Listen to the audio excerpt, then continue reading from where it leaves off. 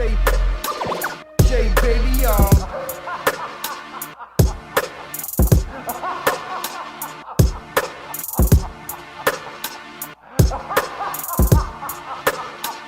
J baby, y'all.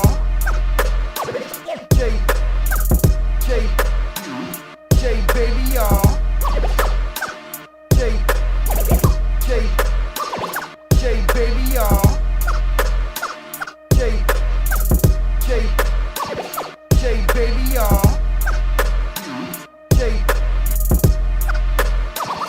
J baby,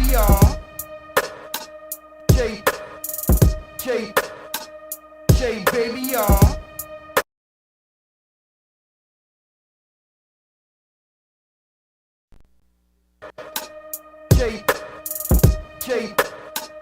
J baby, y'all.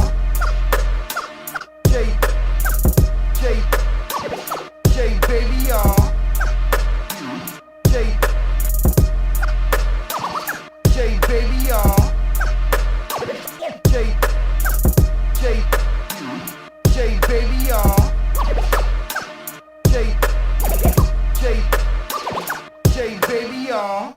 The vibes. Make sure you go like and subscribe to the channel if you like what's going on, if you like all the hip-hop and the sports news, and you like everything that SHEABABY's bringing to the table. Make sure you like and subscribe. You already know the vibes. What's goody? What's goody? What's goody? Let's get some Jadakiss in there. We lit. Freaky Fridays. What it is, baby. Kiss. Shout out to SHEABABYTV, the hottest shit on the internet. Giving flowers, showing love, no hate, no sucky shit. Yes, sir. John Jones, what's goody? Shout out to my man Johnny Jones. John, I seen that record you put out there. You gotta holler at me. We gotta get you on the platty. That's a fact. Yeah. Shout out to everybody out there. Let me check the sound. Make sure everything's lit. It's early. All right, so we good. The sound is good. Everything is litty. Welcome to Freaky Fridays.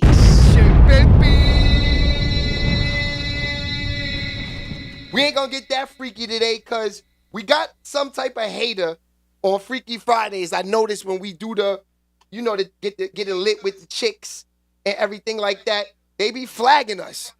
So now we got to take a little fallback a little bit with all the freaky stuff on here on Fridays because we got a hater, y'all. We got a hater.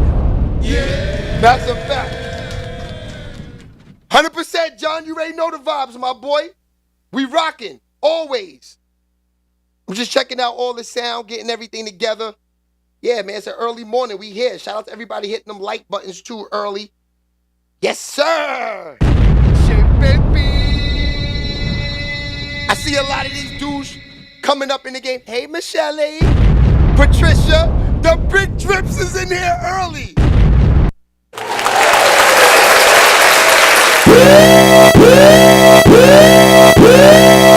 Yes, sir.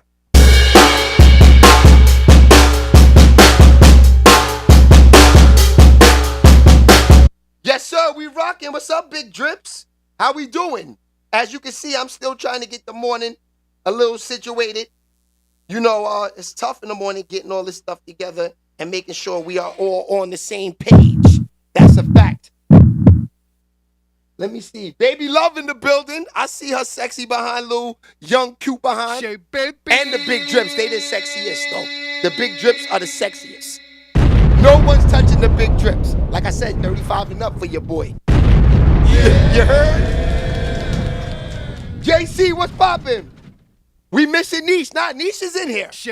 Niche is in here. 100%. It's just that Niche started a new job or working on the same job, I guess what it is. That's what she's doing.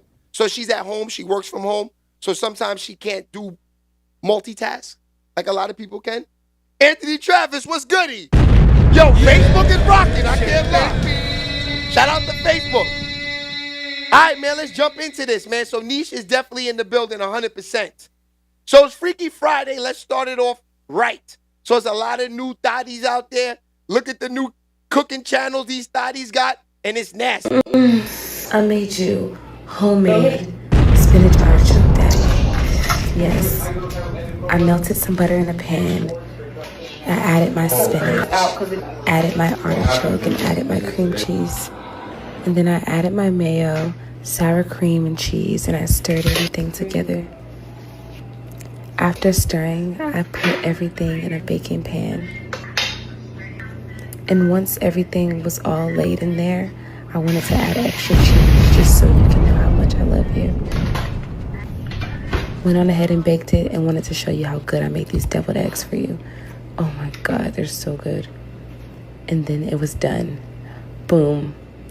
Some delicious spinach artichoke for you. Can't wait to see you for 20.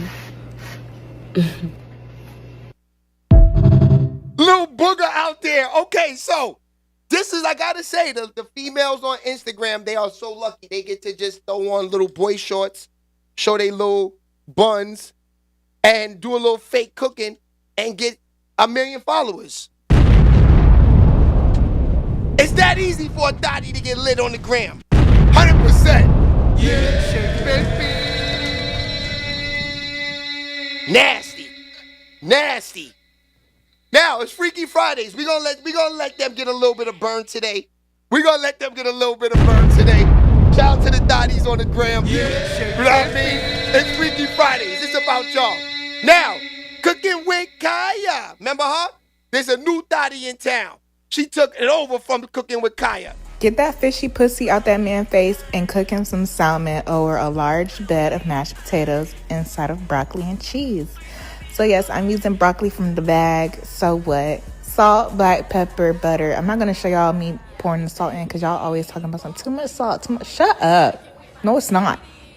Anyways, you're going to cut up your bell peppers and your onions, hot dog style. Don't talk about my knife being dull. I'm not throwing away none of my old appliances, okay? These are 2 years old. They're not getting thrown away. I'm still going to use it, okay? Okay. Anyways, you're going to cut it up just like this. And then you're going to go ahead and put that cheese on top of that broccoli and throw the lid back on. And then you're going to start seasoning your salmon just like so. Make sure you cut the back of that skin off because... Nasty. Yeah, cut it off. That's nasty. I like to use heavy seasoning. Your man not going to have no heart attack because seasoning, okay? He's going to have a heart attack because of other things. And that's you stressing him out because you don't know how to cook. You're going to sear the salmon on the pan. Flip it on both sides. You see how it's crispy, nice, still juicy. Don't burn no salmon, bookie. Throw a little bit of that water in there. And I couldn't find the correct lid, so not too much on me. I'm still not getting a new pan, so I don't care. And yeah, you're going to take those out, and then you're going to throw in your vegetables, and you're going to saute them, get them a little crisp, a little burnt, throw some heavy whipped cream, and you're going to season that up too. If you're not sneezing, it ain't seasoned. It's not too much seasoning. Stop saying that. Like, no, it's enough. Okay. And then you're going to throw some cheese in there. I like to use provolone cheese. And I just like to use however much cheese I feel like it. But yeah, it's going to do what it's going to do. You see what I'm doing here? Yeah, I'm making it creamy. Anyways, you're going to place that all together with some leftover mash. Mwah. Wow. Is that easy? Is that easy? That's crazy. That's why I said, and you know what? Michelle is right. Let's give Michelle a round of applause. Michelle is right. Ridiculous Records, what's goody? Yes, I do have the chain on today, Russ. 100%. You know we family. You see the family Ridiculous Records? You see the boogers in there? Yes, sir. Shout out to Ridiculous Records in the building. Yeah, baby. Y'all didn't know this, but I also own a record label too. Now, the only reason we don't put out records, we haven't put out records since 2021. Don't get me wrong. My man, who I'm partners with, he plays in the NBA. Russ, right here. Russ. Mr. and Mrs. Ridiculous. Russ plays ball overseas and in the NBA, so he's busy a lot. So we put out records when we want to. That's the thing about having your own company, having your own team, and doing your own thing. You could do what you want when you want. You don't have to. You push buttons when you want to. So Russ, I'm interested in putting out some records maybe this summer with you, my boy. Let's talk about it. Yeah, baby. All right, so. Yeah, man, y'all ladies, y'all got it real easy. Real easy. But Michelle said it herself. You know, guys, we got to stop making these chicks famous. And I ain't going to say me because I don't follow these chicks. I see them on the gram. They all up in the algorithms. And I, sometimes I download it, want to put it on Freaky Fridays. But I agree with Michelle. I can't make these little thotties famous for cooking some nasty food that everybody's chick. Michelle is making the same plates, if not better. Yeah, baby. Patricia is making the same plates, if not better. Nisha is making the same plates, if not better. Baby Love is making them Oye plates in the Heights. Yeah, baby. Imagine Baby Love say, you know what? Oye, mami. I'm going to go cook me some Spanish platinos and throw a thong on. She get 1 million followers easy. Easy. No problem. Hold on, y'all. All right, we back. Easy, no problem. Don Coop, what's good? There go Niche in the building. Let's roll her out.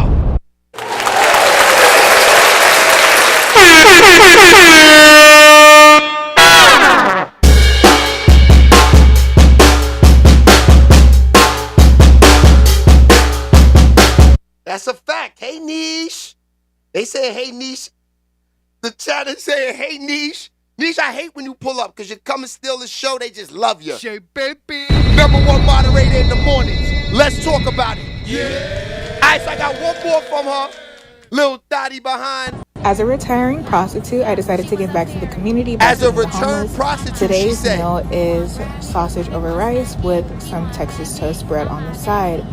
These meals are also paired with water, their own utensil, and a quote booklet from the Bible to give them hope and to allow them to know that God still loves them and to keep pushing. Also, I didn't record me passing out these meals. I'm not going to record moving on because a lot of them don't like being recorded, and I just want this one-on-one connection moment giving back to the community. I advise you guys to do the same for your community. Bye. So you heard what she said. She said she's a returning prostitute. So that we did know. Listen. As a retiring prostitute, I decided to give back to the community by feeding the homeless. As a returning prostitute, she said, yo, bro, I feel like these ladies can say anything they want on the gram and niggas is gonna hit the like button. Yo, dude, she got 59,000 reposts. Yeah, baby. Meanwhile, the content creators on YouTube and Instagram's working hard and not even getting a tenth of that. And that's how you know niggas is haters. Shout out to the hating ass niggas. Let's start from there for today. Today, Freaky Fridays, we're going to talk about the hating ass niggas for me. Yeah, baby. We're going to talk about these hating ass niggas for 1 minute. Then we're going to get back to the show. No matter what we do out here, there's niggas, they going to hate regardless. They going to hate regardless. This world is flooded with nothing but haters. That's a shame that I just said that a girl could get on the Instagram and YouTube, show her chest, put on a little thong and some boy shorts, and get millions of followers. Y'all some thirsty niggas out here, some haters, though. Yeah. I ain't gonna lie to you. Y'all can't be that thirsty. She had 900 and some thousand followers, right? 890 of them was probably dudes. Y'all can't be that thirsty. Following some little girl shaking her titties and cooking some food that the average chick in the hood is cooking. And those plates don't look like Chef Boyardee. Them plates look like regular hood plates that every chick that I piped them made plates like that. Yeah. No problem. No problem. You see what I'm saying, Charles? These chicks is showing all the ab work they getting and getting paid for it. It's nasty. Especially if you got a daughter out here. It's like, damn. Like, you got a daughter, she go to work every day working hard, and you got a thotty showing her titties making thousands of dollars on Instagram and Facebook. That's crazy. And then Instagram, YouTube, y'all flag the creators for putting it on their page and showing how nasty work they are and saying it can't be on the internet. But then their page got 900,000 followers and monetized. I'm confused.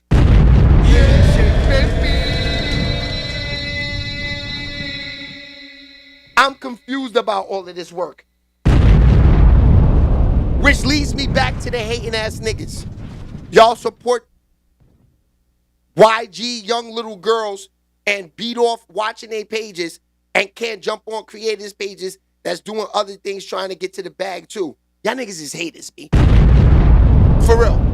I just don't follow niggas I don't want to follow, period. But you won't see me following these thotties on Instagram, and that's just a nigga that just don't want to see nonsense all day. Yeah, shit, baby. Sex sells 100%, Nisha. I'm just saying, you know. Yeah. Let's get back into the show, though. Shout out to everybody pulling up. Facebook, we rocking. All right, so let's get into the sports a little bit. Benzino. I need me a Benzino dog. I got me a Benzino dog. Yeah. Matter of fact, let's play that before we get into this. Because Benzino can't come to New York no more, fam. That's a fact. Benzino is Benzino's officially cut off from New York City. That's a fact. They cut him off. He ran his mouth about the city. Now, no matter how much I'm a Celtics fan, and deep down inside, you know, I don't want nobody to hear me say this. All ball, you can hear me say this. Fuck it, all ball. All ball, you can screen share this, slot this. You can hear me say it, because you family. Deep down inside, I want the Knicks to win. Yeah, baby. In heart, yo, look what I have behind me.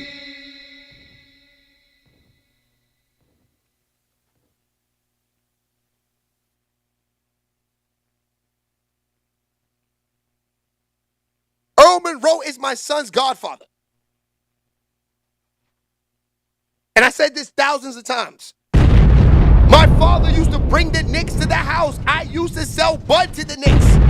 Yeah, baby. This is facts. The Knicks are my niggas. We go to the club, fuck shit up. Early 2000s, me, Nate Robinson, pop 20, 30 bottles. Yeah. Jamal Crawford. These are my guys, Marbury. Listen, let me tell you, when the early 2000s, the 90s, the 80s, right? These niggas that go to the NBA, they are not from my town. They are from the city and different states. They move up to Westchester where the papers at to live. I know all the Knicks from the 70s, the 80s, the 90s, the 2000s, 2010. Well, not the 70s. I wasn't born. Or the 80s. The 90s. I know all these niggas. Yeah, baby. And those are real facts. So why would I hate on the Knicks? I love the Knicks. They just hurt my heart. The Knicks, like even right now, the niggas are excited about the Knicks. I hope the Knicks can seal the deal. Because if they can't, you're back to the regular shit, Knicks. Getting your heart hurt in the semifinals. Like Camron said, they didn't get out the semis for 2-3 straight years. Melo couldn't get them out of there. Yeah, baby. But I would never jump on the gram and deliberately say the shit that Benzino said. Benzino went in on the Knicks. Hold on, but we gotta play his theme song before we get into it. Let's get to it. Yes! That's a Benzino dog, built just like a frog. That's a Benzino dog. I want me a fucking Benzino dog. I don't want a regular dog. I want a Benzino dog, built just like a frog. Come here, Benzino dog. Benzino dogs. Benzino dogs. Built like some frogs. Built like some frogs. Benzino dogs. Okay, so let's get to it. Benzino running his mouth out there. You know Benzino don't care no more. You know, his baby mother left him. You know, DD kept it moving. He said, you know what? I'm a wild out here right now. So check out what he says about the Knicks. You weirdo ass Knicks fans, man. Are you serious? Y'all got the worst colors in the NBA. That orange and blue bothers me. I never liked the colors. Mets colors. Colors whack. First of all, y'all are up 2-0. I bet you not one of y'all, not one Knicks fan, will bet that the Knicks will win in New York on Saturday. Not one of y'all. Not one will bet the Knicks will win Saturday in New York. I'm not worried. Y'all been trash. Y'all been our sons since the 70s. Y'all ain't won shit since Clyde. Salute to Clyde. Y'all ain't won shit since Bernard King. I ain't worried about y'all. Skatem Tatum, Boogie Brown, baby. We gonna be all right. Celtics Nation. Bloody Bean. Yeah. Yeah. Yeah. Yeah. Yeah. Yeah. Yeah. Yeah. Yo, I tell you, he can't come to the Garden, B. That's a fact. He ain't allowed in the Garden no more. Once you talk like that, you know New York fans is nasty. Yeah. Now, once the Knicks get out of the home stand, I'm going to go down there. The next away game, I'm going to go with the outside. I was waiting for it to get a little hot, get closer to June. You see how long the Knicks can last, but they might not last that long. So I'm going to go down there maybe next week when they on the road with the big screen and go down there and interview some of them Knicks fans. Don't worry, I'm not going to have one of Celtics hats. Had them dudes beat me up out there. I might even have a Knicks hat on. Because I ain't dealing with them niggas out there like that. That's a fact. Try going to New York City with a Celtics hat on out there when they on the road in front of the big screen rooting for the Celtics. You definitely getting beat up by a Spanish nigga from Brooklyn or Queens. That's a fact. Definitely. Without a shadow of a doubt. Yeah. Well, I don't know how Eminem's doing. What happened to Eminem?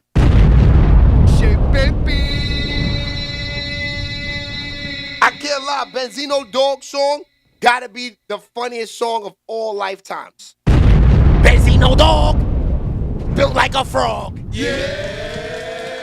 All right, let's move along.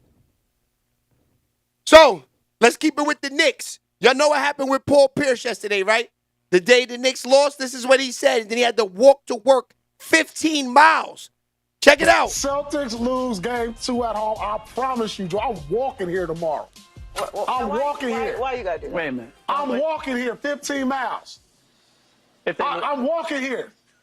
I don't know, Keith. This is your friend. In my room. It's your friend. Platforms, Instagram. And we live too. The live we link live. is over there. Live link is on there too at the speed. So we pulling up. Here go the studio. We outside, man. Oh man, we did it. We did it. That's crazy.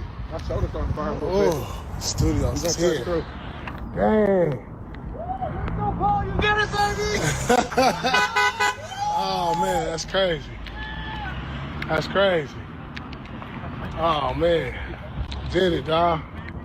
Man, I made it, dog. You got shoes on though. Hold on. I know, I told, but see, you didn't watch the rest of the telecast. Okay, good. I told everybody I was gonna put shoes on for this. It's safe. It's safe. So, yeah. What do you think your step count is? We gotta know, bro. True. Sign this shit up. Nah, this is 20. This is 20. Celtics win, baby, right here. Signature. I made it, y'all. Celtics I win. made it. I'm sweating. This is real. It's a guaranteed Crazy. Celtics win right here. Puff Big was You said good. you're hungry. I got you an ABC bar, Trader Joe's. Hey, Looking out for you, Paul. Thank you, man. I'm looking out. You hungry? You Yeah, regret man, the I why? appreciate it. No, I don't regret it, man. I stand on 10 toes, dog. Here. Thank you, Paul. I stand on 10 toes. What people want to know is if the Knicks win. Nasty. So, Paul Pierce, right? I mean, he did what he said he was going to do. Now, he said they're guaranteeing that the Celtics come back and win the series 4-3. I don't know, man. I'm not going to, like I said, I'm a Celtics fan. I ran with the Celtics 2007, 6, 7, and 8. That's when I became a Celtics fan. I ain't going to lie to you. I like that Ray Allen. Kevin Garnett team with Paul Pierce and Rondo and them. Rondo's one of my favorite guards ever. I just love the way he plays. Pause. And yeah. So since then, I've been a Celtics fan. But in heart, like I said, my father, my whole family, you know, the Knicks guys been coming to the house since the 90s and the 80s. Like I said, they family to me, the Knicks. The Knicks are family. It's just, they can't win.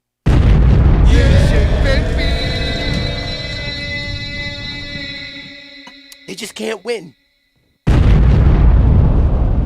They haven't had a chip in over 30, 40 years. That's disgusting. If you're a Knicks fan, how you expect to go through that? How you expect me to go through that? I'm guaranteeing if you born anywhere from 1985 and up, right? No, not even 85. If you born from 1975 and up, I think the last championship was 74 or something like that. If you're born in 75 and up, right? You're on your way out of here. You're approaching 50, 60. The Knicks will never win. You'll be in the casket before the Knicks win. Now, my pops, rest in peace to him. He passes away in September. He got a chance to see the Knicks win. Earl Monroe's his man. He's at the championship game. He's chilling with Earl. He gets to see that. Not me. I don't see the Knicks do nothing. All I see is Patrick Ewing missed layups against Reggie Miller. Michael Jordan busting our ass. You know what I mean? Reggie Miller arguing with Spike Lee. That's it. I just see a bunch of L's. Now, was it good years? Yes. Because, you know, like I said before, going up against Jordan, we outside the family. 20, 30 niggas. TV with the antenna on it. I said it before. Surrounded by there. Watching the Knicks play in the playoffs. Michael Jordan and all them Sunday nights? What? NBA on Sunday? In the 90s? It's crazy. It's crazy. That's the shit I'm on. That's why I can't be a Knicks fan. I can't watch the new millennium Knicks. You know what I mean? These niggas, to me, they're like, they're not John Starks, Patrick Ewings, Oakley, Larry Johnson. If we can't win it with that stack crew, we can't win it with the niggas we been had on now. No disrespect. Shout out to the Marburys and Nate Robinson and Jamal Crawfords and Quentin Richardsons and my main dude and my God, Wilson Chandler. You know what I mean? That's it. These are my dudes. Harlem Romeo, what's good? So it's nasty out there. All right, let's move on. So we had this in the mix. A picture surfaces of Diddy out on the net. This is how Diddy looked in court yesterday. We're going to get there, too. They got Diddy looking great. That black dye dying out. The grays is showing. It's getting real nasty work out here now.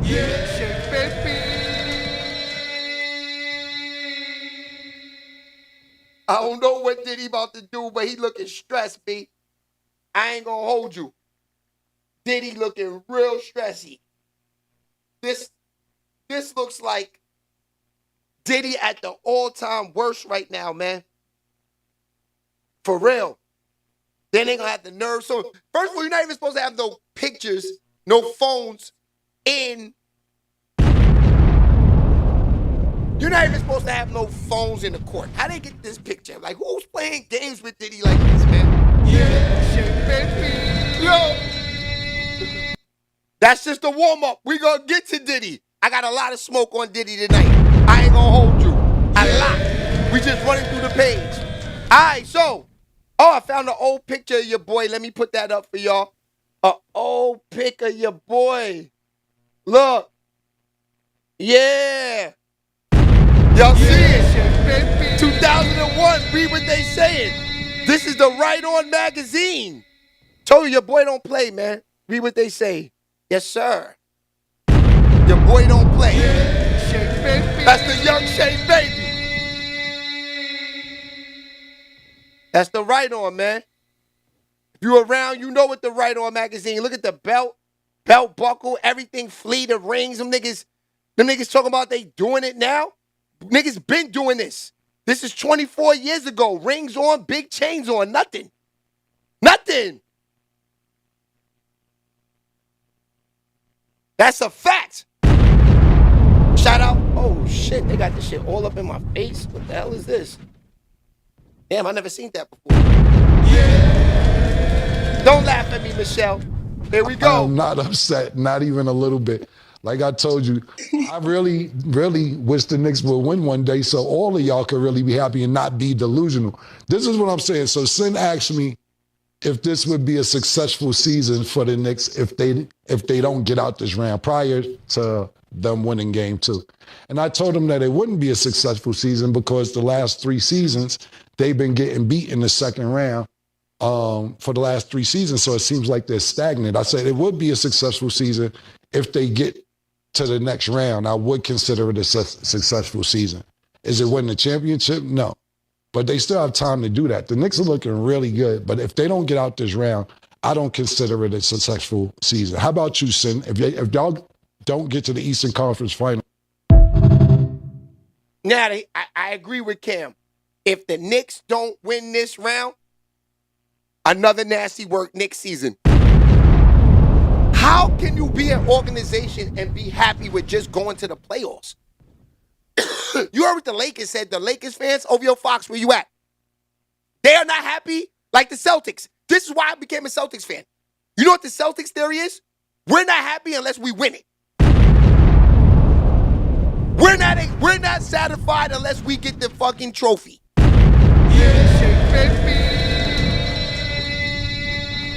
You don't bring home the trophy?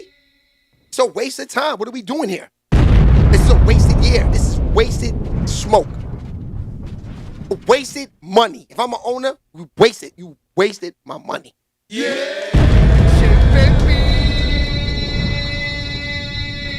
That's the thing about these players now opposed to back in the days. This is why I got to go with a winning program more than a program that don't want to win. Because now we're in a time of there's no real talent. These niggas are strict. Like, don't get me wrong, they nice. They can play. They got good moves. They got great moves. Great athleticness. They are athletic. They are probably way more moves and athletic than the guys back in the day. But they don't have this. They don't have this. Niggas back in the days played. Curry is playing with, he sat out for 2 days, 2 games now, because he has a pulled hamstring. Pulled hamstring? A pulled hamstring back in the Jordan era is, you had to break your ankle to not play. Break your finger, break your arm. A pulled hamstring is nothing back in the 80s and 90s. They go back to the back, shoot them up with the little Novocaine juice, shoot them up in their calf, smack them on the butt and say, get your ass back out there, Jordan, and make this money. And make this money. I don't remember from Jordan's rookie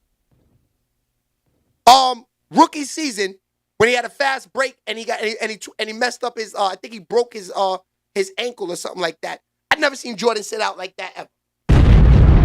Whenever Jordan was supposed to come on TV, that nigga was on the layup line.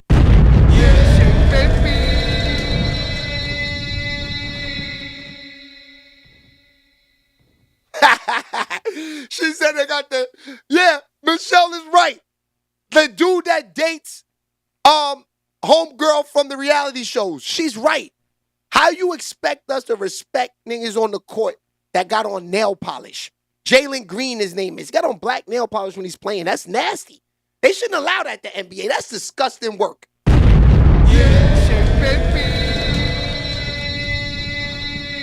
And here's a nigga that averaged 20 points a game during the season.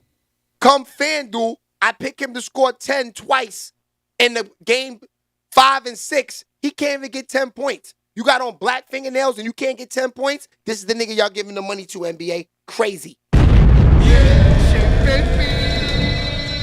You right, Michelle? It's hard to watch a game and niggas got on black fingernails. That's crazy. What are we doing, NBA? What are we doing? All right, I got a little bit more smoke before we dive in to what we got going on. What else we have here? Oh, yeah, we got this. This is good. Smokey Robinson from 40 years ago? They just did this to Bill Cosby. Lawsuit on Smokey Robinson. They just took the game's house. Fellas, I'm telling y'all, these women are nasty work right now. So if you got a good one, you better keep on to it because it's hard, man. They are nasty work. Even if Game wins the case and Game gets his mansion back, right? It's just the stress that dudes got to go through now dealing with these females in 2025. Ladies, y'all are nasty. I'm sorry. Y'all are putting together, y'all finding these Busbies, and y'all are going to get money from celebrities, and this gots to stop. It gots to stop. It's getting nasty. It's getting disgusting, man. What's next? There's been so many artists throughout the years, from even starting from this. We could go back, maybe the 60s artists are probably dead now, but we could go back to the 70s artists all the way up to now. If you could bring up Bill Cosby and you could bring up this guy right here that we just showed, you know, these guys, ain't no telling what can happen. Ain't no telling. Who's next? Who's next? Next thing we know, they're going to be talking about are there any Temptations alive? Let's aim for the Temptations. They're too old. They won't even remember. They got dementia. The Temptations got dementia right now. Let's go for the Temptations. Yeah, baby. Busby is at home. He's like, he got like the clipboard open. He's like, yeah. He's trying to see. Let's see what his medical health is like. Oh, he's almost out of here. He's 79 years old. Let's go for him. Oh, this guy right here from the Temptations got dementia? Oh, we're definitely going for him. You know what I mean? That's what Busby's looking for. Smokey Robinson? Yeah, baby.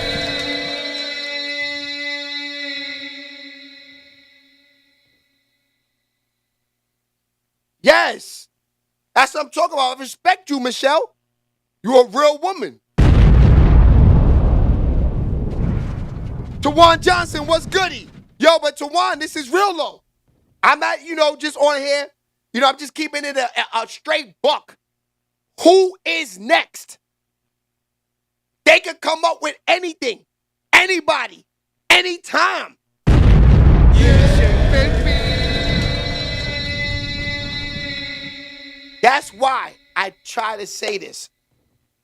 If you don't even engage in a lot of these things, right? They can't even play with you like that. If you just know that you wasn't around this, know you ain't do these things. These guys had to slightly do a little something maybe because it seems fake. But how fake can it be if, you know what I mean? Like, how do you choose the fakeness? Like I said, do they choose niggas that's old with dementia? Or are they coming up with real facts? Or how are they picking a name out of a hat? That's what I mean. If this is not true, are they picking a name out of a hat? Because I need to know, how are they coming up with these names and these people, bro? Smokey Robinson, that's like, wow. Shit, baby. Yeah.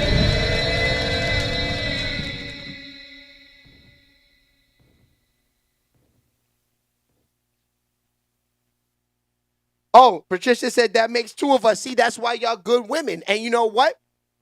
Let me tell you. And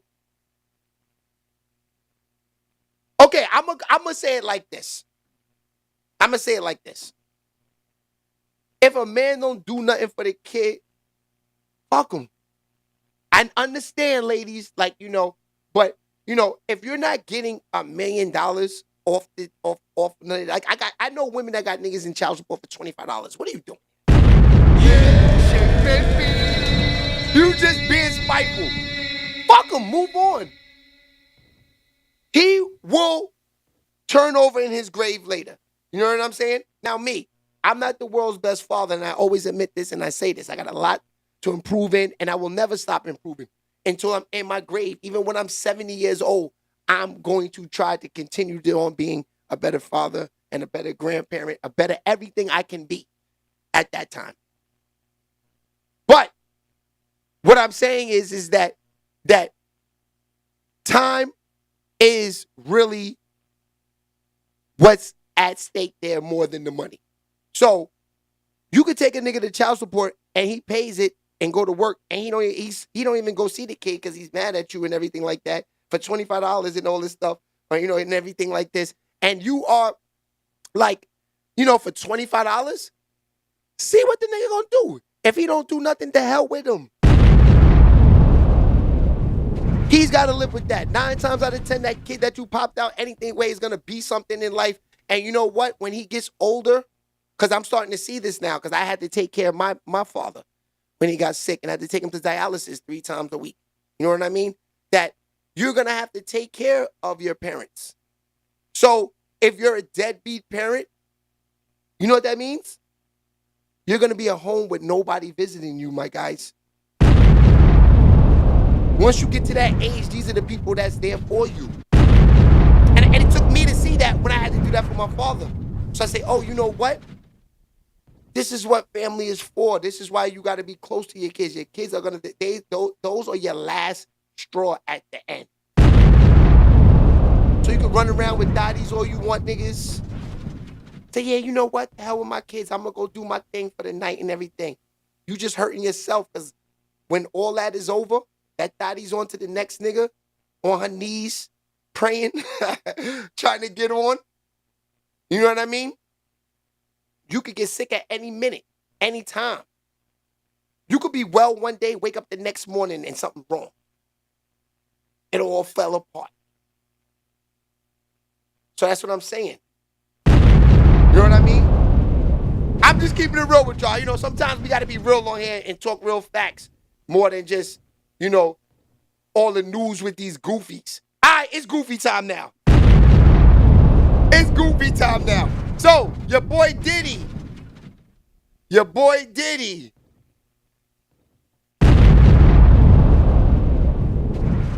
Yo, this is day 5 of the Diddy trial. It's so much smoke on YouTube. It's so much smoke all over the internet on this guy. It's like, being a juror right now is the hardest thing to do, because it's like, if you're watching your phone, watching TV, or watching everything, it's just like, this trial is sort of like not fair to Diddy at all. It's too much nasty work on the internet. It's kind of hard to say, yeah, he's innocent. Yeah, baby. Yeah, I'm just a Puff Daddy fan. He's innocent. That's what that looks like. Yeah. That's why I'm trying to explain to y'all, this is one of the hardest cases there is out there right now. This case is disgusting. Yeah.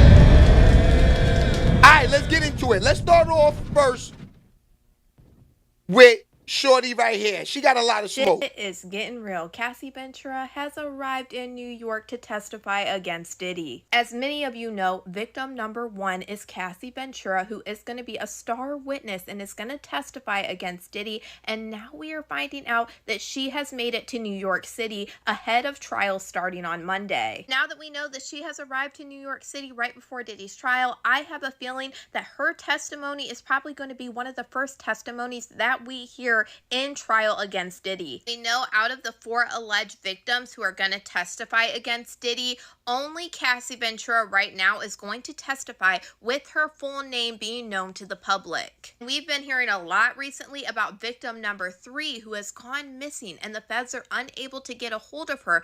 After last week, she said that she was going to testify with her name being known to the public. Now, I just caught this article on TMZ, and I am sorry, something about this is not sitting right with me. This article that TMZ just posted said that victim number 3 never cooperated with the feds, and she never said she was going to testify. Even though I literally have court documents last week who said that she was ready to testify with her real name being known to the public, because at first she was going going to testify under pseudonym, and Diddy was actually fighting all 3 victims who wanted to testify under pseudonym except Cassie Ventura, because from the beginning, Cassie was ready to testify with her name being known to the public. Crazy part is, in prior court hearings before this whole jury selection, Diddy's team even talked about this. They said that they talked to the Jane Doe's lawyer, who at the time before she came out and said she for sure didn't want to testify under pseudonym, that she was like, not really feeling the pseudonyms at all, and they brought this up during court. And in my opinion,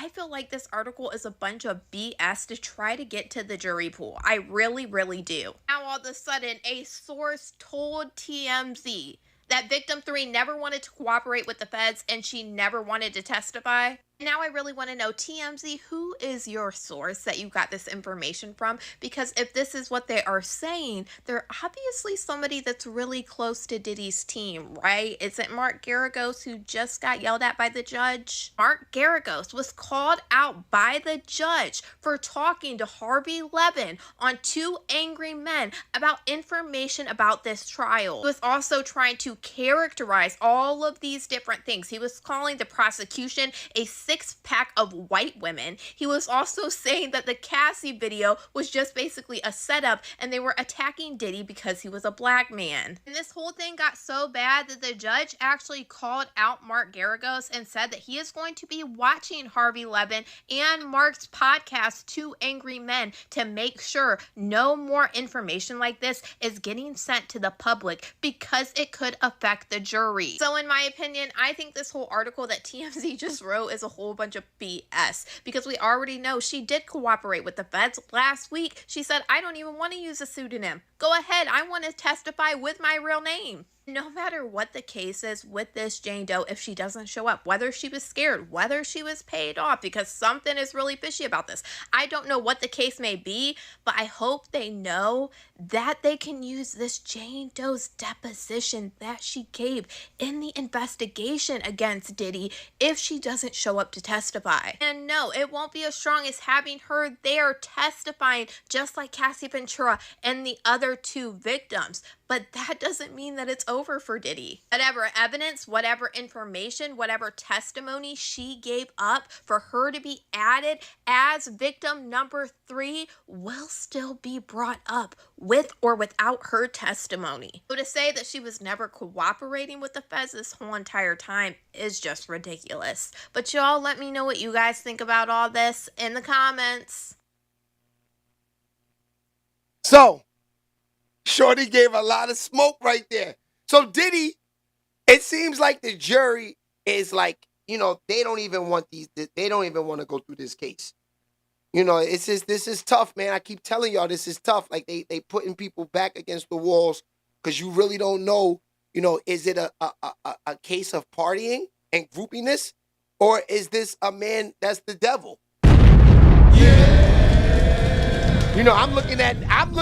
See, if I'm on the stage, I'm looking at them like, that's some groupies, man. We shouldn't even be here. You in your 40s, fam. You could have said no. We shouldn't even be here. Y'all grown-ass people, man. Grown-ass men and women out here, man. We shouldn't even be here right now, man. Y'all was thirsty to go to that man's house. Yeah. Y'all was all starving. Still, I guarantee you, if they let Diddy out, right, tonight, and he threw a 4th of July party and he was innocent, I think niggas will go still, B. Yeah.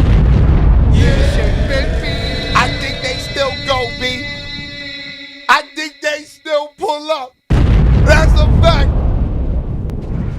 Yeah. That's how nasty and groupie they are to try to get on. These people are thirsty. You got to understand, these artists, they dream about being a big-time star. You know what I mean? Because a lot of these niggas don't have money. See, me, I looked at the industry like it was just in my blood. For me, it's just more of being, wanting to be in the business and being successful. Other than that, like, that whole dreaming of being a star shit and all of that shit is out the window, baby. That shit has never been thought about. Yeah. just like the business. You know what I'm saying? But like I said, and that's why the ones that are on and the ones that are at the top, that's why they said they did something different. Because they are dreaming. They want to really be on top of the game. Ain't no telling what these niggas done did to get on. That's crazy. Yeah, baby. How about the niggas that never got caught doing the zestiness to get on? How about them? They at home with their stomachs tight right now. Pause, like butterflies. Like, oh my God, I can't believe I did this. I got kids, grandkids, and all this right now, and I can't even look them in the eyes because I know what I did to get this hit record. Nasty. Disgusting. All right, so your man Diddy, let's stay on him for a second. Pause. You know, she got some more smoke. Look, now she's talking about Bieber. Justin Bieber finally unfollowed Diddy. And I cannot help but think the timing of this is super insane. So right after the 13-year-old Jane Doe dropped the lawsuit against Diddy, Justin Bieber then unfollows Diddy finally on Instagram. And after seeing this reported in the news, I wanted to just go and double check to make sure that Justin Bieber actually did unfollow Diddy, and he actually did. I went and checked, and when you look it up, it says that no users are found. And then after seeing this, I wanted to go to Diddy's Instagram just to make sure that Diddy's sons weren't scrubbing his Instagram and unfollowing people again like they've done in the past. But no, Diddy still follows Justin Bieber on his Instagram account. And I just think it's super crazy that I've been seeing media reports and rumors going around that Justin Bieber is not doing so well mentally. And it's just crazy that after this happens, then Justin Bieber finally unfollows Diddy. I hope that Justin Bieber is doing all right physically and mentally. I hope that he's not going through all of these things being rumored in the media right now. But all we do know for sure is that Justin Bieber finally had enough of Diddy and finally unfollowed him on Instagram.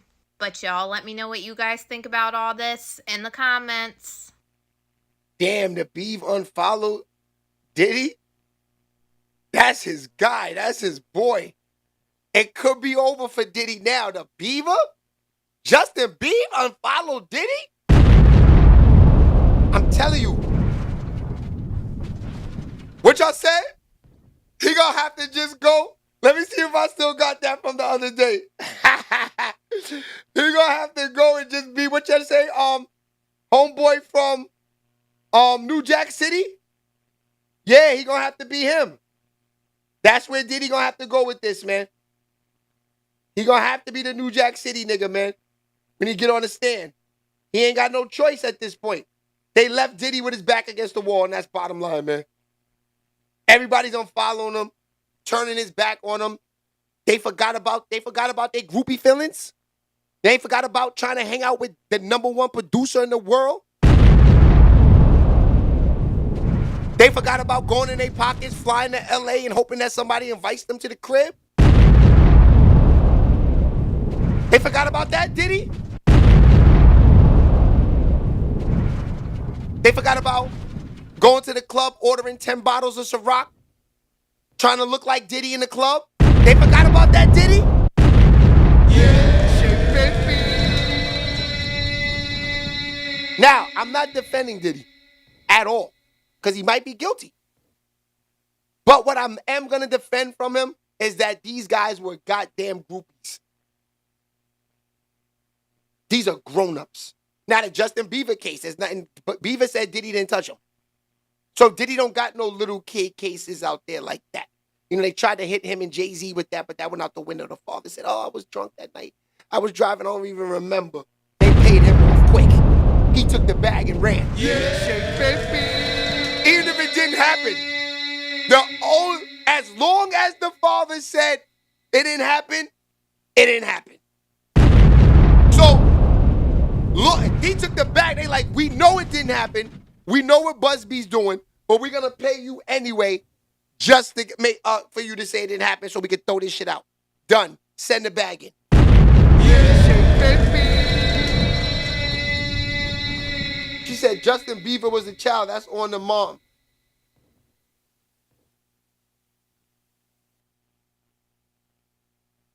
That's crazy. It's nasty, man. The worst. All right, so let's get more into, got a few more things with your man Diddy. Diddy's disgusting out here, man. They turned on him. Oh, here go another one from Shorty. Diddy now has a whole meme coin and a website. And when I tell you, this is absolutely one of the worst things I've ever seen in my life, because the feds are literally coming after Diddy's money. I mean that. I feel like this Diddy meme coin is literally just a scam, and a lot of people are feeling the same way in this comment section. It is all bad. This Diddy meme coin did not work out the way they thought it was going to. Like, literally almost all of the comments on here either say scam or nice try Diddy over and over and over again. I honestly don't know anything about meme coin, but they are putting pictures up while they're saying that this whole thing is a scam. They're also showing photos of it already failing, and it literally launched just a couple hours ago. But Diddy's meme coin website is where it really gets me. It says Free Diddy. Money Diddy isn't just a meme coin. It's a decentralized rally cry for culture, for freedom, for anyone who has ever danced to more money, more problems. This is the movement. We ride for the mogul, for the memes. Diddy's story, from Harlem to Hollywood, from stages to boardrooms, Diddy defined an era. There was a time when his name echoed in every club, every radio station, and every red carpet. Then came the silence, the headlines, the distance. But legends don't fade, they wait, and when the people remember, they come back louder. It has the project summary of this meme coin saying that there is a total supply of 1 billion. I don't get into crypto, so I have no idea what the total supply means. I don't know if they put in that much, or like everybody is literally saying in this comment, it's just a scam to make money for Diddy. After seeing all of the reactions and all of the people calling this a scam and pictures of this meme coin failing already right after it was launched, I would assume that Diddy is probably wanting to make money to pay for all those expensive lawyers and over 50 lawsuits that he has out against him right now. Based off this post on Diddy's Twitter account, it seems that this is being done by Justin Combs and King Combs, and they also say that they run Diddy's Twitter page now in the headline. And I think this is being done because Diddy himself literally isn't supposed to be making money because he's in jail. I would say this probably wasn't the best idea in general because all of the public scrutiny around Diddy right now, and it's being shown in the comment section. But just to top it all off, they're literally trying to charge your dad with running a criminal enterprise for over 10 years, hence the RICO charge. I don't think that crypto Diddy meme coin was the best idea to try to raise your dad some money. In my opinion, I feel like they picked the worst time in the world, knowing that trial is literally on Monday. I mean, you could have done this all the way back when Diddy was having court hearings waiting for trial. I don't even know what to think about all this, but y'all let me know what you guys think about Diddy's meme coin in the comments. Now, would y'all get involved in the Diddy meme coin? That shit seemed so fugazi to me. I don't understand why would you invest in the meme coin? I don't understand.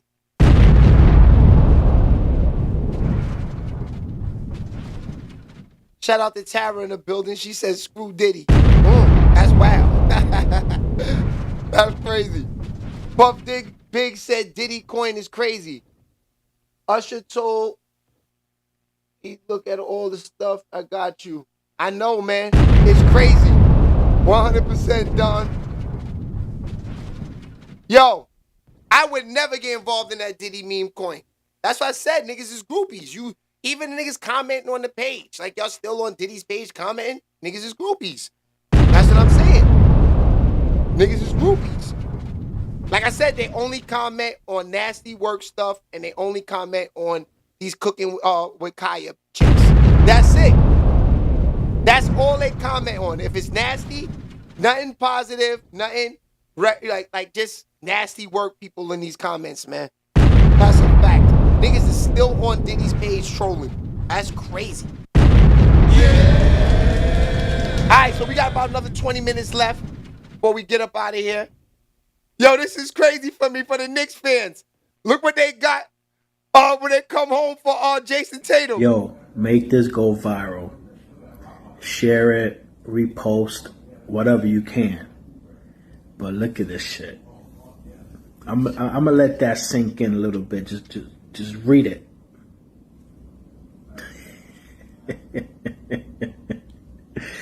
New York is petty.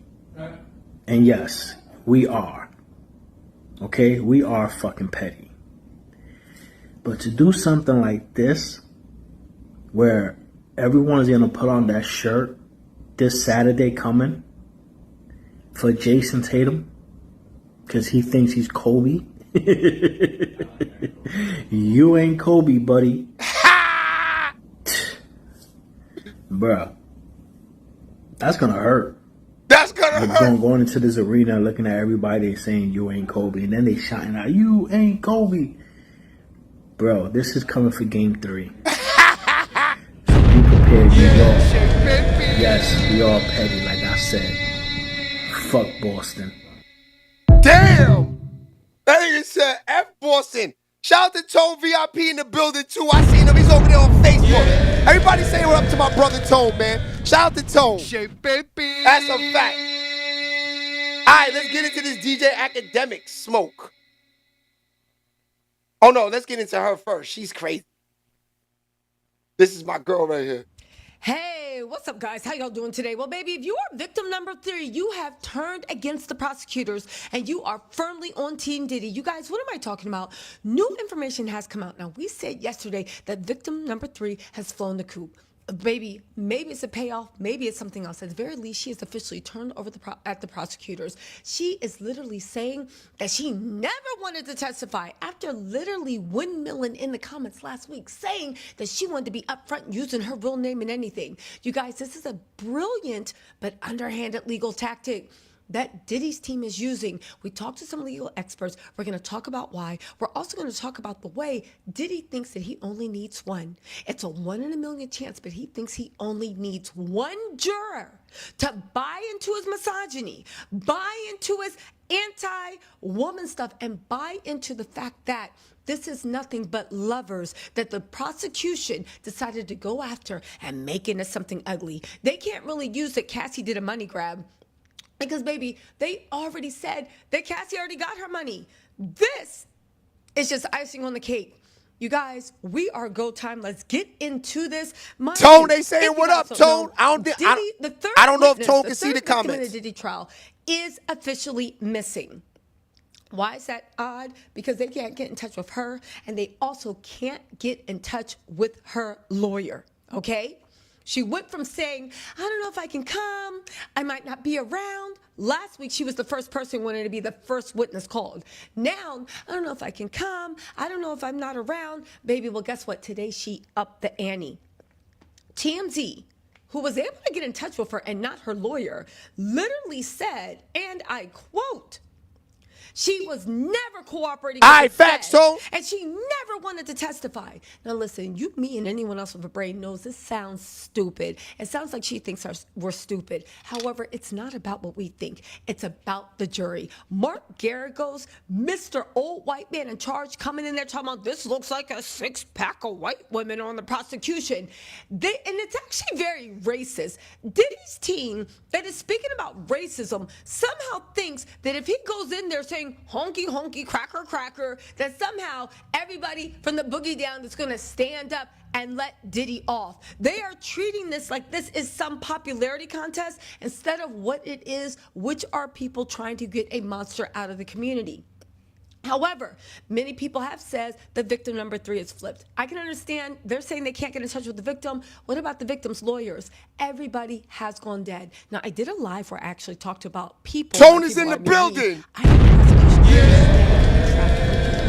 I think the prosecution might be making it so that they let this girl say, one of Diddy's ex-girlfriends says she's not going to testify, and then in court they are going to very quietly and very easily bring up the fact that Diddy somehow was in contact with her and somehow influenced her decision to completely withdraw her testimony. I think it might be a trap they're setting. I think. If That is right. Now, there is a chance this girl is telling the truth and prosecution made her testify. But being as last week she was fighting for the right to use her real name, I actually don't believe that could be true.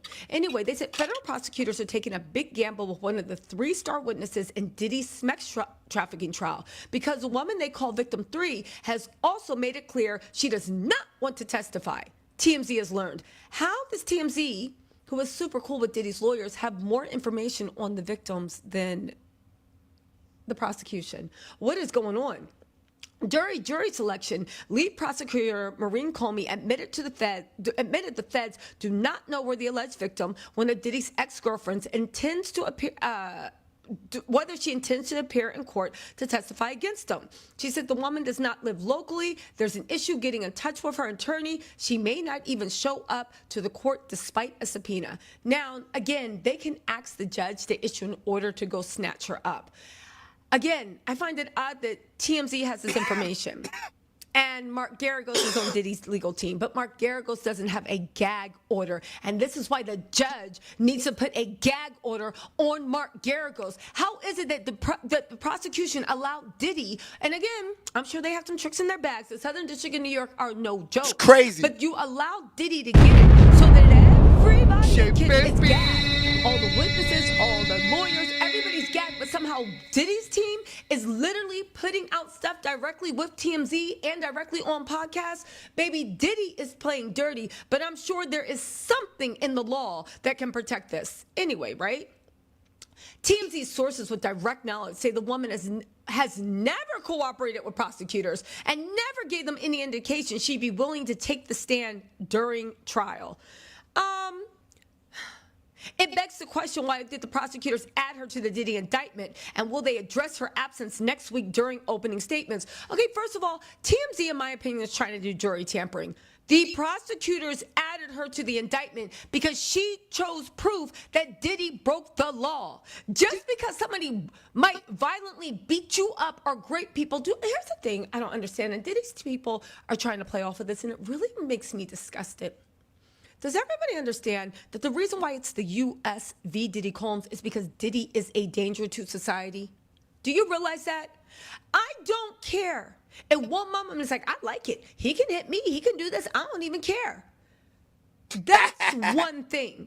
But just because you choose to enable a monster doesn't mean that the monster can't be stopped. Because anybody with a brain knows he's not going to just stop with you. He's going to go to the next girl and the next girl and the next girl or guy. And just because you're okay with it does not mean in any way that you are not a menace to society. So for TMZ, a website created by a lawyer that is friends with lawyers, that knows what they're doing, to literally print, it begs the question, why did the prosecutors add her to Diddy indictment? Because she was victim of Diddy's crimes and she was a witness that needed to testify. You know. And will they address her absence next week during the opening statements? Let me get this straight. A victim disappears a few days before trial after saying she wanted to testify. She's not speaking to any prosecutors, but she's speaking to TMZ, and nobody thinks this is weird. Nobody thinks this is odd. Nobody thinks this is scary. And TMZ is literally trying to do Diddy's dirty work, at least it looks like to me, by actually saying this, because at the end of the day, Diddy is trying to sow doubt. Lest we not forget, you only need one person on the jury to think that Diddy got a raw deal. You only need one person on the jury to think that Diddy's not guilty. You only need one person on this jury to believe the bullshit. And TMZ is helping push Diddy's bullshit. At this point, it's still unclear why prosecutors will call to testify at the beginning of the trial. Well, since you know so MFing much, TMZ, since you can get in touch with victims that the prosecution can't, why don't you ask your source who are the people? Because it is known to Diddy and his team who will be testifying, who the victims are, and also who the co-conspirators are. Let's not forget that the Enterprise letter was released. The Enterprise letter was actually released when? Sometime 2 weeks ago. So you already know this. We just don't. They said prosecutors have some big decisions to make with victim 3. Namely, will they refer to her in the opening statement? If they do, and then she ghosts them, the jury will wonder what's going on, and it might be a big blow to the prosecution. Again, they're trying to sow doubt because TMZ, Harvey, you're a lawyer. You should know this. They can actually send the federal marshals to go get her. They can get the federal marshals to go get her. Okay? This is actually laughable, and it's really sad. But again, Diddy only needs one. Diddy only needs one. Again, they only need one. Again, what do y'all think? I think this is a travesty. I think it is disgusting. I think that Diddy is playing dirty. And if you look at the comments, they're starting to shift the narrative from there were no real victims. It was just swingers and Diddy's being corralled because of a racist system. Man. Will the racist system have Diddy running through the halls in a towel, stomping Cassie and dragging her back to a freak off? Y'all listen, let me let you know. Let me know what you think in the comments. I'll call you up. I mean, I'll talk to y'all later. Bye. Damn. He said Diddy was dragging her back in the streets back to a freak off. That's what I'm saying. These people just be running their mouth on the internet, man. See, this is what's crazy. Diddy, he has no excuse for putting his hands on Cassie. But how we know Cassie ain't spit in his face, punch him in the face in the room, kick him in the face or something, and he just went off? We don't know this. He don't have it. I'm not giving him a reason for putting his hands on her at all. He shouldn't have never done that. That ruined his life. If Diddy didn't do that, he would be out. Like, you see how Shannon Sharp is not arrested? He's just home in the streets. They just allegations. And they're putting things together, just trying to get money from him. This will be Diddy too. Because he hit her. And all of this.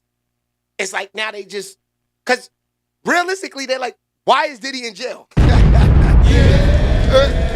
Why is he in jail and not these other guys that's being charged? Smokey Robinson, you know, Shannon Sharps, these type of guys. You know, the Byron Scott from the Lakers. Why these guys are not in jail and Diddy is? You gotta remember, let's go back to it. We just played it. Where's it at? Right here, right? A picture surfaces of Diddy out on the net. This is how Diddy looked in court yesterday. We're gonna get there too. They got Diddy looking great. That black dye dying out. The grays is showing. It's getting real nasty work out here now. Yeah, baby. I don't know what Diddy about to do, but he looking stressed, B. I ain't gonna hold you. You see? So now, when we think about everything, you know, why is that? What are they doing? They really doing Diddy nasty. Yeah. They want Diddy locked up. They hated all of the parties, bro. They hated the white people getting drunk, throwing up, you know, living the life at a black man's house. And he got a nerve to make his house white. Black man with the White House. Nasty. Yeah, baby. All right, it's the last thing, and then we up out of here for the weekend. Academics. They got me feeling like I'm academics. This update right here, back to the Diddy case. And this update is actually, what do you call it again? This update is about what happened in court today. I don't want to read through all the tweets, so I'm just going to kind of go through with this video. Otherwise, we'd have to just go through the tweets, okay?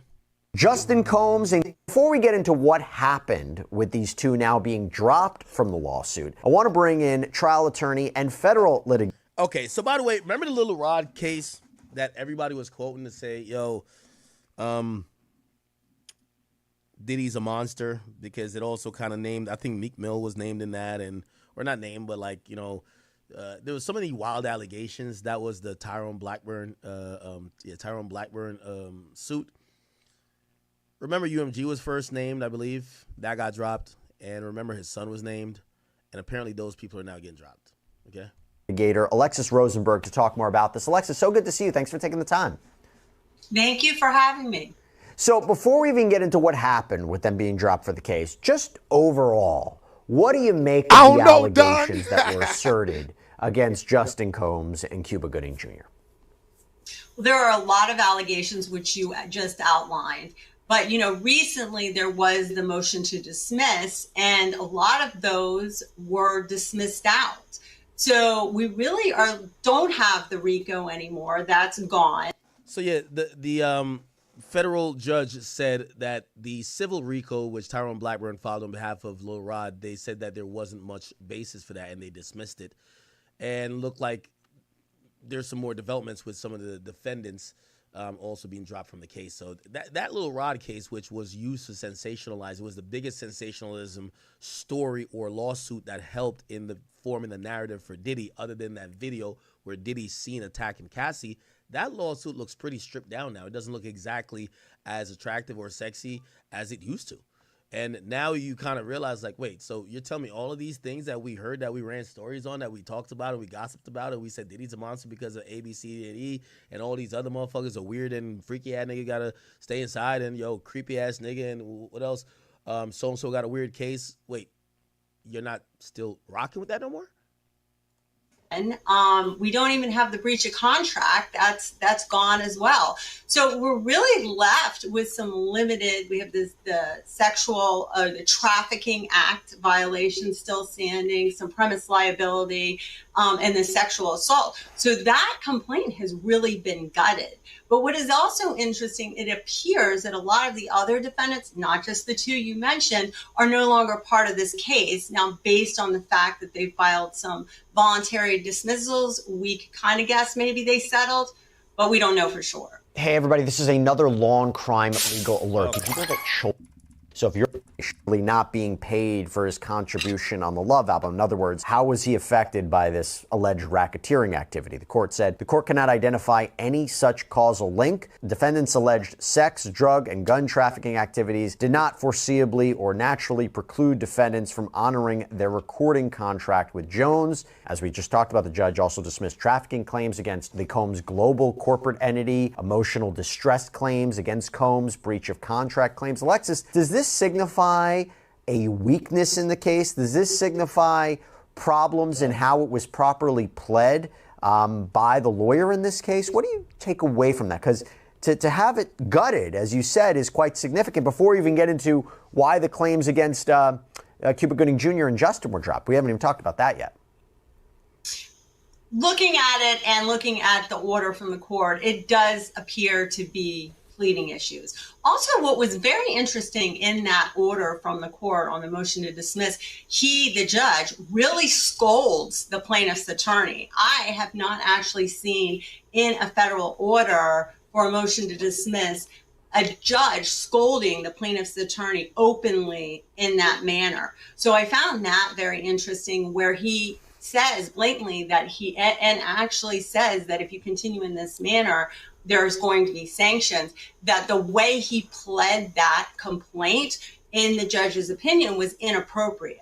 Actually, let me pull it up. So Judge Oken told Tyrone Blackburn, okay, so lawyer for Jones, that due to his, quote, unsettling conduct, he was concerned about that, issued a warning. Blackburn's filings are replete with inaccurate statements of law, conclusory accusations, and inappropriate ad hominem attacks on opposing counsel. Yeah, I haven't quite seen that either. And it makes me wonder, we're in the middle of, we're about to start the Sean Combs criminal case. From pretrial filings, Let me grab some ice, by the way.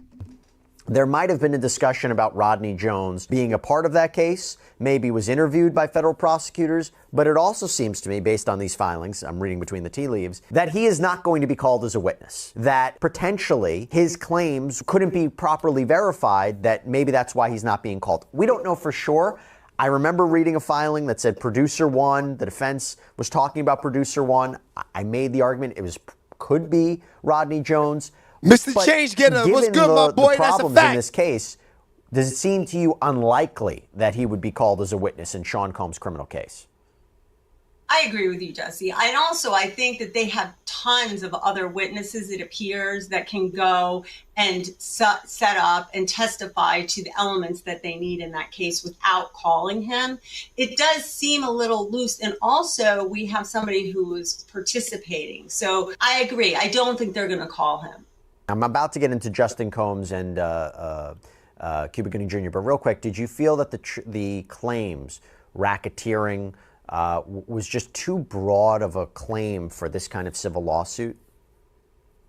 Well, civil racketeering, I defend civil racketeering cases, so that's not unusual. But I do find it interesting that it seems from the pleading that he really, meaning the attorney, missed some major points, because some of the points about the predicate acts and what you can and cannot have are very clear case law, which are the judge cited in the order. And the plaintiff's attorney really should have done a little more research to make sure that those acts, but it could have also, not that there's any accusation by me on the plaintiff's attorney, it could have also been made for the news to give it teeth, to get it into federal court. There's various reasons to make that racketeering, cause of action.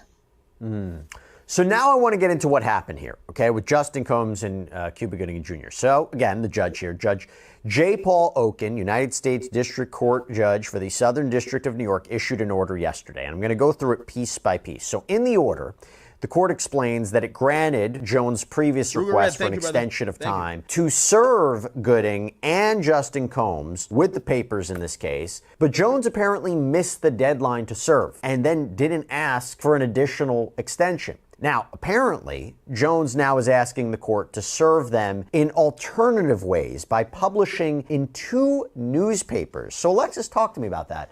How does that work exactly? When would it work for you to publish the notices in a newspaper? How does that work?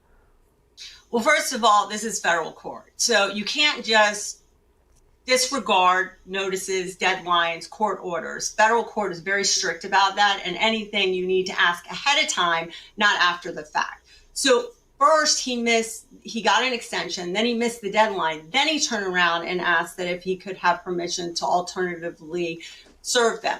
Now, what's interesting about this is, what is the problem here? I'm not getting, this is just service. You have 90 days initially in federal court. Why didn't he try to follow the procedure? Because we're talking straight procedure. Why wasn't the straight procedure followed to get this service? That's my big question. Now, filing publication, it is a route you can do, but you have to follow the procedure of the initial. So let me give you a little bit of context.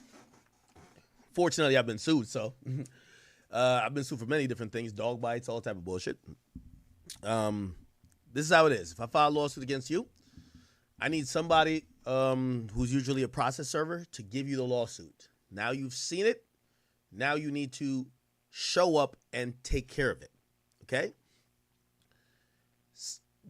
Again, you got to physically give it to somebody.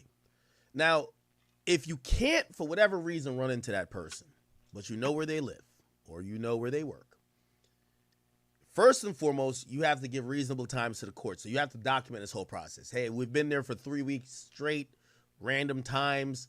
This person is never at home, okay? If that doesn't work, and by the way, this is cost money because you got to get some company to do this and record it to document it that it could go to the next step. So you can't hand it to them for whatever reason you don't see them. At times, they'll be like, well, you should, we couldn't serve them by handing it to them. But what we did was, they'll ask the judge to say, could we leave the lawsuit at their residence? So they'll do some shit like they'll tape it to your door. The judge has to agree with this, low key. The judge has to say, hey, you can't serve him this way. You could try the next method. So they'll tape it to your door, tape it to your mailbox. They got to make it very big, clear, and obvious if they're not handing it to you. And they have to take pictures and all that. We tried to give it to this motherfucker. We put it on his door, and we came back the next day. It was off the door, which means clearly somebody took it, and we're going to assume that it was served, right? So the judge might be like, that's reasonable. Sometimes that's not also a reasonable thing. You might live in an apartment building. How would somebody gonna see it if they're downstairs? Like, you know what I mean? Maybe it's multiple people in the house. Maybe somebody else just grab it off the door. So basically, yeah, man. Cuba Gooding Jr., Diddy, and the son, their names, I guess they've been served. It's gonna get crazy, man. Cuba Gooding Jr., the brother we just seen, I had it up here earlier, is he went at Camron. Look,